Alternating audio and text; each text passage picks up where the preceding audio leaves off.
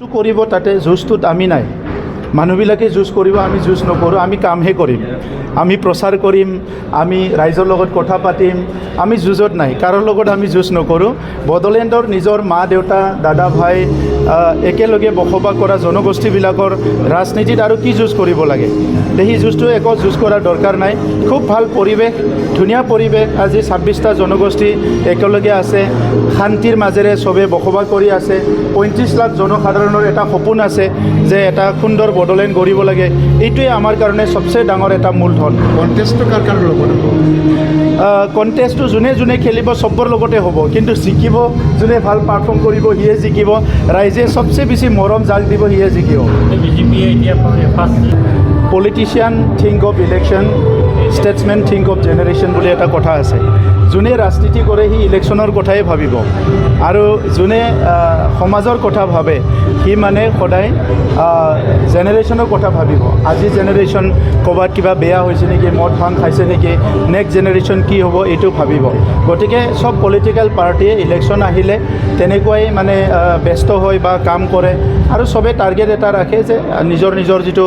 গ'ল সেইটো এচিভ কৰিব লাগে চৰকাৰত আহিব লাগে পাৱাৰত আহিব লাগে তেনেকুৱা টাৰ্গেট লৈকে চবে এই কামটো কৰে আৰু বড়োলেণ্ডত ইয়াৰ ব্যতিক্ৰম নহয় আজি বড়োলেণ্ডত ৰাষ্ট্ৰীয় দল আঞ্চলিক দল বিভিন্ন আহি পেলাই কুচকাৱাজ কৰিছে মেল মিটিং কৰিছে আমিও চাই আছোঁ আমাৰ কামটো আমি কৰি আছোঁ ভালকৈ কেনেকৈ আমাৰ বড়োলেণ্ডটো ৰক্ষা কৰিব পৰা যায় 5,000 মানুহ আত্মবলিদান দিয়াৰ পিছত আমি কাউন্সিল পাবলৈ সক্ষম হৈছোঁ কাৰোবাৰ কাৰণে এইটো পলিটিকেল ক্ষেত্ৰ হ'ব পাৰে আমাৰ কাৰণে এইটো জীৱন আৰু মৰণৰ কথা আছে কাৰণ আমাৰ ভাষা সংস্কৃতি জীয়াই ৰাখিব লাগিলে বিশ্বত আমাৰ যিটো অস্তিত্ব জীয়াই ৰাখিব লাগিলে ইয়াৰ পলিটিক্সৰ ওপৰত বহুত নিৰ্ভৰ কৰে তো সেইকাৰণে আমি সেই দৃষ্টিভংগীত চাই পেলাই এই ৰাজনীতিটো আমি কৰিম কংগ্ৰেছৰ কথা আপুনি স্পেচিয়েলি সুধিছে মই আগৰ পৰাই দেখিছোঁ যে ইয়াততো কংগ্ৰেছৰ কোনো সংগঠনে নাই আগতে এতিয়াহে অলপ কুচকাৱাজ কৰিছে গতিকে কংগ্ৰেছৰ কাৰণে এইটো ইলেকশ্যনটো মই ভাবোঁ টু আৰ্লি ইয়াত কিবা এটা দি এচিভমেণ্ট আহিব সেইটো আজি ক'ব নোৱাৰে চব এইবিলাক নিজৰ নিজৰ এজেণ্ডা নিজৰ নিজৰ কথা আমি ইয়াতে আমাৰ ইয়াত হৰিজনো আছে আমাৰ ইয়াত জ্বলাও আছে আমাৰ ইয়াত চব জনগোষ্ঠী আছে চ' সেই জনগোষ্ঠীবিলাক আমি চবকো নিজৰ দাদা ভাই বুলি ভাবোঁ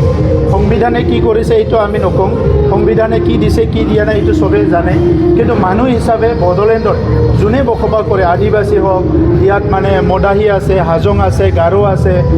ইয়াত ৰাভা আছে ইয়াত বেংগলী আছে